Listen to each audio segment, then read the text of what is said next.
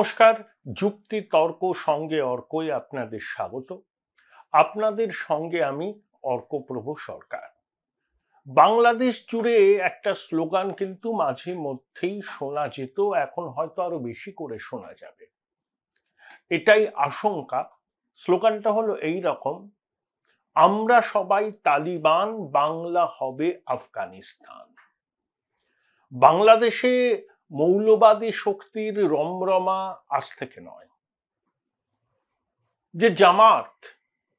যে জামাত ঘোষিতভাবে ধর্মনিরপেক্ষতা মানে না এবং বাংলাদেশ নামক ধারণাটাকে তারা সমর্থন করে না, তাদের বক্তব্য তারা যদি ক্ষমতায় আসে তাহলে শরিয়া চালু করবে এবং সেই উগ্র ইসলামিক জামাতের লোকজনই এই স্লোগানটা দিত, আমরা সবাই তালিবান, বাংলা হবে আফগানিস্তান। তালিবান শব্দটি আরবি, তার অর্থ ছাত্র। ইসলামিক রীতিনীতি অনুযায়ী যারা পড়াশোনা করেন তাদেরকেই তালিবান বলা হয়, কিন্তু সেই তালিবান শব্দের অর্থ ব্যবহারিক দিক থেকে সম্পূর্ণ অন্য। আফগানিস্তানে 2021 সালে তালিবান টেকওভারের পরে আমরা দেখেছি সেখানকার মানুষের জীবনকে দুর্বিষহ হয়েছে। বিশেষত মহিলাদের যেটুকু স্বাধীনতা ছিল সেই স্বাধীনতাটুকু হরণ করা হয়েছে। তারা কার্যত গৃহবন্দী, পুরুষ সঙ্গী ছাড়া তারা বাইরে বেরোতে পারেন না। মহিলাদের শিক্ষা নিষিদ্ধ, কর্মক্ষেত্রে তাদের প্রবেশে নিষেধাজ্ঞা রয়েছে। পৃথিবীর অধিকাংশ দেশই আফগানিস্তানের তালিবান সরকারকে স্বীকৃতি দেয়নি, কিন্তু র্যাডিক্যাল ইসলামের ধারক ও বাহকদের মধ্যে এই তালিবান সংস্কৃতির একটা অনুপ্রবেশ ঘটেছে। আমাদের পড়োশী বাংলাদেশও কিন্তু তার থেকে খুব একটা আলাদা নয়। আমি বলছি না যে বাংলাদেশের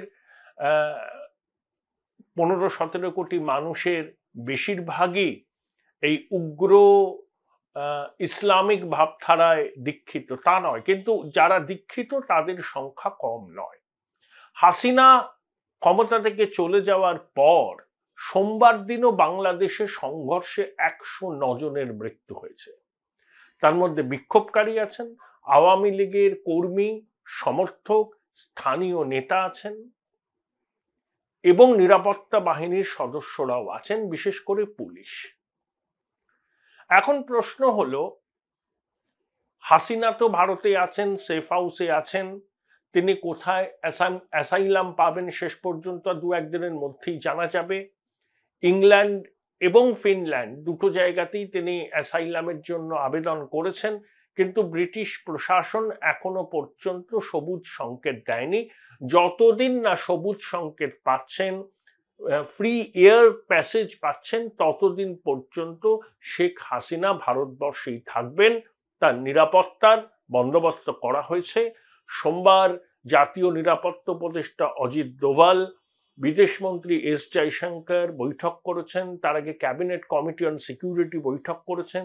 এস জয়শঙ্করের সঙ্গে দেখা করেন বিরোধী দলনেতা রাহুল গান্ধী, কারণ বাংলাদেশের সংকটের অভিঘাত আমাদের দেশে পড়বে। আমাদের রাজনৈতিক নেতৃত্বের বিচক্ষণতা এই জন্যই প্রশংসনীয়, যখন আমাদের পড়োশী দেশে রাজনৈতিক গোলযোগ হয়, অস্থিরতা হয়, কু হয়, তখন কিন্তু আমরা সংকীর্ণ দলীয় স্বার্থ ভুলে গিয়ে বিদেশ নীতির বিষয়ে সরকারের পাশে এসে দাঁড়াই। এটা শিক্ষণীয়। এটাই হচ্ছে ভারতবর্ষের গণতান্ত্রিক মূল্যবোধ এবং দীর্ঘদিন সযত্নে লালিত পালিত গণতান্ত্রিক ব্যবস্থা এবং তার মূল্যবোধের ফসল। দেখুন, হাসিনা কিন্তু ফ্রি প্যাসেজ পেতেন না যদি না সেনাবাহিনীর একটা অংশ তার প্রতি সহানুভূতিশীল থাকতেন। বাংলাদেশের এখন যিনি সেনাপ্রধান, তার শ্বশুর মশাই হচ্ছেন হাসিনার সম্পর্কে কাকু। অত্যন্ত বিশ্বাসভাজন হাসিনার। মেজর জেনারেল এবং তার উপরে যারা বাংলাদেশ সেনাবাহিনীতে আছেন তাদেরকে নিয়োগ করার আগে তাদের ক্রেডেনশিয়াল খুঁটিয়ে দেখেছিল হাসিনা প্রশাসন, অর্থাৎ তাদের সঙ্গে বিএনপি বা জামাতের কোন রকম যোগ আছে কিনা সেটা খতিয়ে দেখা হয়েছে। যখন নিশ্চিত হয়েছেন হাসিনা প্রশাসন যে সেনাবাহিনীর টপ ব্রাসের মধ্যে জামাতের ইনফিলট্রেশন বা বিএনপির ইনফিলট্রেশন হয়নি, তখনই মেজর জেনারেল এবং তার পরে যারা সেনাবাহিনীর পদাধিকারী তাদেরকে নিয়োগ পত্র দেয়া হয়েছে। দেখুন, হাসিনা জানেন তো 15ই আগস্ট 1975-এ তার পিতা বঙ্গবন্ধুকে সেনাবাহিনীর কুর জন্যই প্রাণ দিতে হয়েছিল, সপরিবারে মারা গিয়েছিলেন। হাসিনা এবং রেহানা তখন ব্রাসেলসে থাকার জন্য তারা বেঁচে গিয়েছিলেন। তাই সেনাবাহিনী কু করতে পারে এটা হাসিনার মনে ছিল, তাই তিনি সেনাবাহিনীর টপ ব্রাসকে জামাত এবং বিএনপির প্রভাব মুক্ত করবার জন্য চেষ্টা করেছিলেন এবং সফল হয়েছিলেন। সেনাবাহিনীর সহযোগিতা ছাড়া হাসিনার পক্ষে বাংলাদেশ ছাড়া সম্ভব হতো না, এটা দিনের আলোর মতো পরিষ্কার। সেনাবাহিনী শেষ মুহূর্ত পর্যন্ত চেষ্টা করেছিল হাসিনা সরকারের পাশে থাকার, কিন্তু যখন গণবিক্ষোভ বাংলাদেশের রাজপথে আছড়ে পড়ে তখন সেনাবাহিনী আলটিমেটাম দেন হাসিনাকে যে 45 মিনিট সময় দেয়া হয়, তার মধ্যে পদত্যাগ করে বাংলাদেশ ছাড়তে হবে। সূত্রে প্রকাশ, হাসিনা দেশবাসীকে সম্বোধন করতে চেয়েছিলেন, কিন্তু তার বক্তৃতা রেকর্ড করার অবকাশ পাননি তিনি, এবং সেই বক্তৃতা রেকর্ড করার অনুমতিটুকুও তিনি পাননি। সোমবারে ঘটনা প্রবাহ হচ্ছে এটা। এখন প্রশ্ন হচ্ছে এর পরে কি? বাংলাদেশ ফেল স্টেট, আজকে বলতে কোনো অসুবিধা নেই। যে কনসেপ্টে বাংলাদেশের যাত্রা শুরু, সেই 71 সালে ঢাকার রেসকোর্স ময়দানে মুজিবের সেই কথা আমাদের দাবায় রাখতে পারবে না, বাংলা ভাষার প্রতি মমত্ব, ভালোবাসা এবং বাঙালির জাতীয়তাবাদের উন্মেষ হয়েছিল মুক্তিযুদ্ধকে কেন্দ্র করে। কিন্তু তারপরে যে এতটা দিন পেরিয়ে গিয়েছে, সেই মুক্তিযুদ্ধের আবেগ ফিকে হয়েছে। তরুণ প্রজন্মের কাছে সেই মুক্তিযুদ্ধের ঐতিহ্য বহন করার কোনো দায় নেই। তারা তাদের জ্ঞান হওয়ার পর থেকেই দেখতে পাচ্ছেন এই হাসিনার সরকার, মানে জ্ঞান হওয়ার পর থেকে, মানে যখন তারা সবকিছু বুঝতে শিখেছেন, দেখেছেন বেকারত্ব, দেখেছেন স্বজন পোষণ, দেখেছেন মুক্তিযোদ্ধা কোটা, তাদের সুযোগ সংকুচিত হয়েছে, এবং কোভিড মহামারী, রাশিয়া ইউক্রেন যুদ্ধ, ইসরায়েল হামাস যুদ্ধ, সবকিছুই বাংলাদেশের নাগরিক জীবনে অভিঘাত ফেলেছে। নিত্য প্রয়োজনীয় জিনিসপত্রের দাম সাধারণের নাগালের বাইরে। কিন্তু হাসিনা নতুন বাংলাদেশ গড়ার স্বপ্নে মশগুল ছিলেন। তিনি দেশবাসীকে পদ্মা সেতু উপহার দিয়েছেন, দেশবাসীকে মেট্রো রেল উপহার দিয়েছেন, দেশবাসীকে সুড়ঙ্গ পথে চট্টগ্রাম যাওয়ার বিষয়ে স্বপ্ন দেখিয়েছেন, উন্নত বাংলাদেশের স্বপ্ন দেখিয়েছেন। উন্নয়নশীল হয়েছে, পিছিয়ে থাকা দেশ থেকে উন্নয়নশীল দেশের তকমা পেয়েছে বাংলাদেশ। কিন্তু এত সব কিছু সত্ত্বেও নির্বাচনের নামে প্রহসন, বেকারত্ব, মূল্য বৃদ্ধি বাংলাদেশের জনতাকে পথে নামতে বাধ্য করেছে। তার পরিণতি হলো এটা। এই আন্দোলন প্রথম দিকে শুরু করেছিল ছাত্ররা, বৈষম্য বিরোধী ছাত্র আন্দোলন, কিন্তু তারপরে ছাত্রদের হাত থেকে আন্দোলনের রাশ চলে যায় হুলিগ্যান্সদের হাতে, জামাতের হুলিগ্যান্সদের হাতে। তাতে বিএনপিরও সমর্থক ছিল। দেখুন, হাসিনা জামাতকে নিষিদ্ধ করলেন, লাভ কিন্তু হলো না। অতীতে হাসিনা জামাতকে নিষিদ্ধ করার চেষ্টা করেছিলেন, জামাতকে বাংলাদেশের রাজনীতি থেকে অপ্রাসঙ্গিক করে দিয়েছিলেন। কিন্তু যখন দেখলেন যে ইসলামিক ভাবধারায় দীক্ষিত জামাত বাংলাদেশের মানুষের একটা বড় অংশের সমর্থন পাচ্ছে, তখন তিনি কি করলেন? হেফাজতে ইসলাম বলে একটা র্যাডিক্যাল সংগঠনের সঙ্গে সখ্য গড়ে তুললেন। অর্থাৎ জামাতকে চাপে রাখার জন্য বাংলাদেশের একটা বড় অংশের মানুষ হাসিনার প্রতি বিরূপ হয়েছিল, সেই অংশকে তুষ্ট করতে হেফাজতে ইসলামের সঙ্গে সমঝোতা করলেন। তাতে হাসিনার ধর্মনিরপেক্ষ যে কনস্টিটিউয়েন্সি ছিল সেই কনস্টিটিউয়েন্সি বিরূপ হলো। যে ব্লগাররা শাহবাগ আন্দোলনের মাধ্যমে মুক্তিযোদ্ধাদের বিরুদ্ধে যারা ষড়যন্ত্র করেছিলেন, তাদেরকে বিচারের দাবিতে রাজপথ অচল করেছিলেন, অনেকের ফাঁসি হয়েছিল, তাদেরও মোহভঙ্গ হলো। বাংলাদেশের স্কুল কলেজের পাঠ্যক্রমে ইসলামী অনুপ্রবেশ হাসিনার সময়ই হয়েছে। তিনি 21 বছর প্রধানমন্ত্রী ছিলেন। 2004 সালে তার উপর আত্মঘাতী গ্রেনেড হামলা হয়। 2008 থেকে তিনি টানা প্রধানমন্ত্রী। 2009 সালে রাষ্ট্রীয় রাইফেলসের বিদ্রোহ, যাতে 57 জন সেনা আধিকারিক খুন হয়েছিল, হাসিনাকে ভীত করে, শঙ্কিত করে এবং তিনি সেনাবাহিনীর খোলনলচে বদলাতে চান। টানা ক্ষমতায় থাকার ফলে যেটা হয় সেটা হচ্ছে স্বৈরতান্ত্রিক মানসিকতা, মানুষের মতামতকে গুরুত্ব না দেওয়া এবং নিজেকে ভগবান সদৃশ্য ভাবা।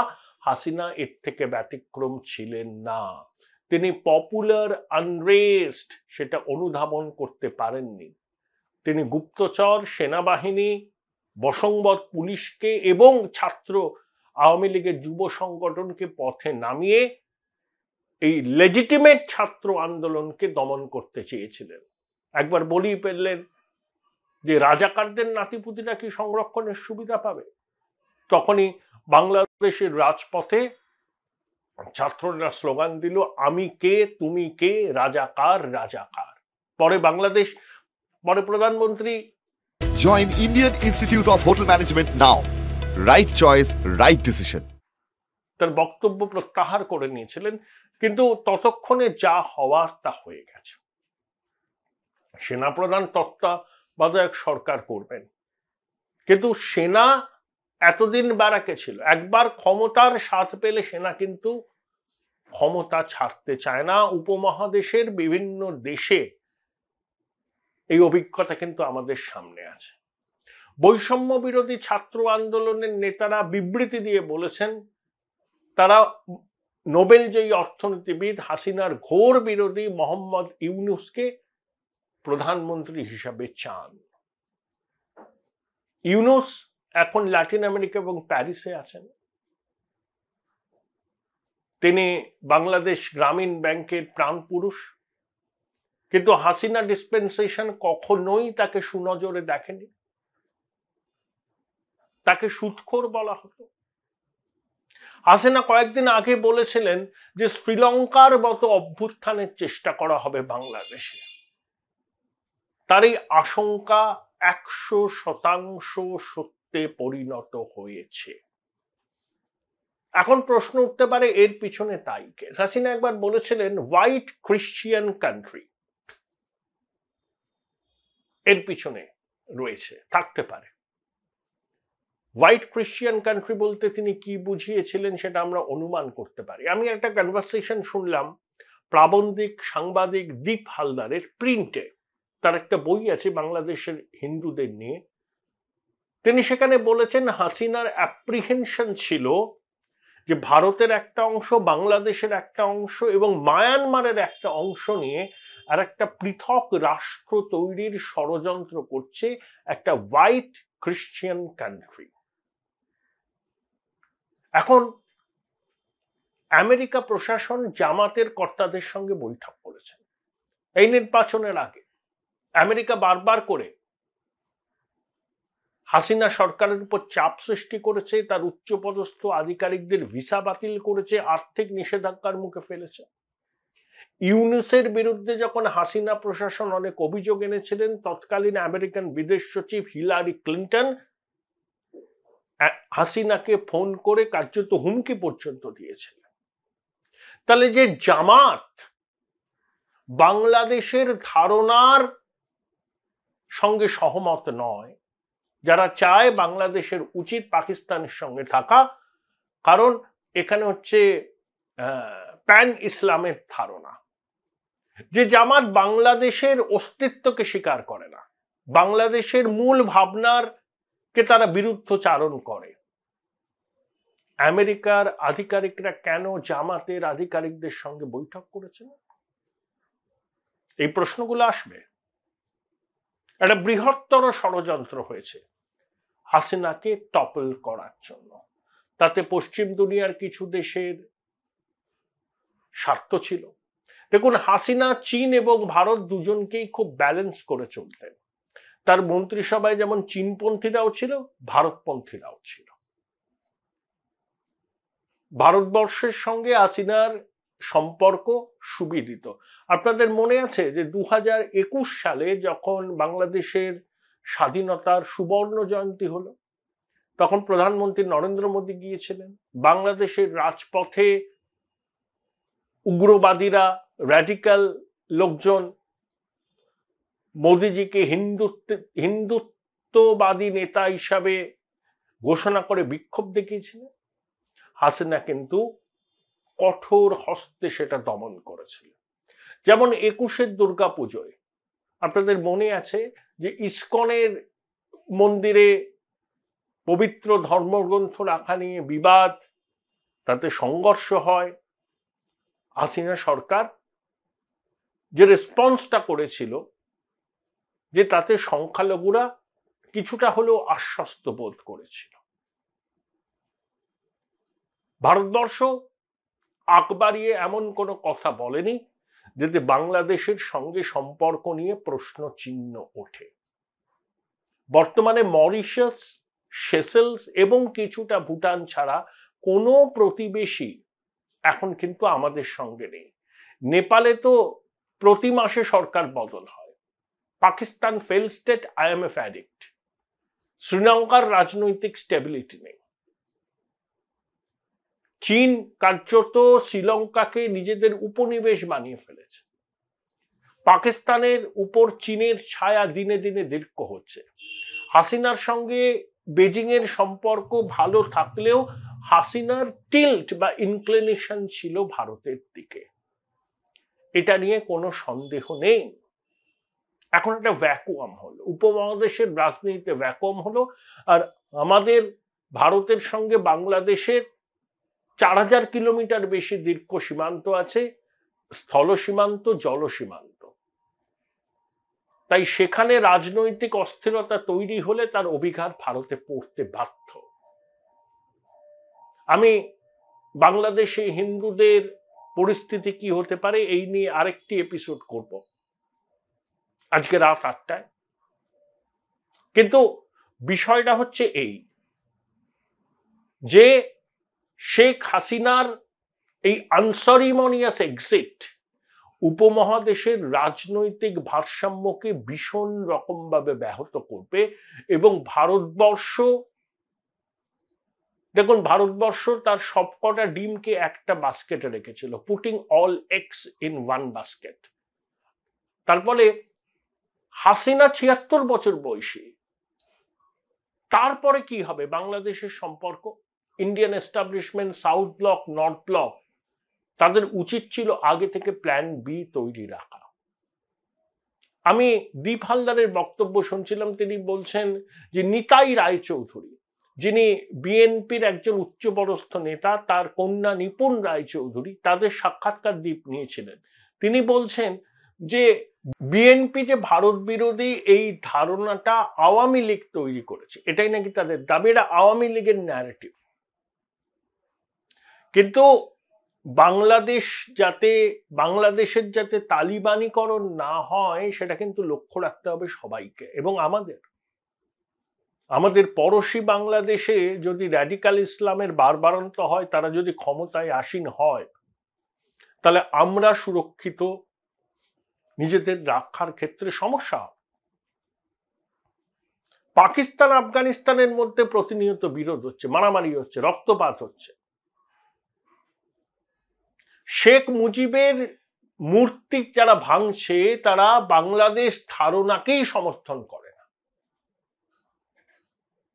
বঙ্গবন্ধুর ৩২ নম্বর ধানমন্ডিতে তার বসত বাড়িটিকে র্যানস্যাক করা হয়েছে, ইন্দিরা গান্ধী কালচারাল সেন্টার র্যানস্যাক করা হয়েছে। এই তো বাংলাদেশের বাড়ি থেকে স্লোগান উঠেছিল, ভারত যাদের মামা বাড়ি, বাংলা ছাড়ো তাড়াতাড়ি।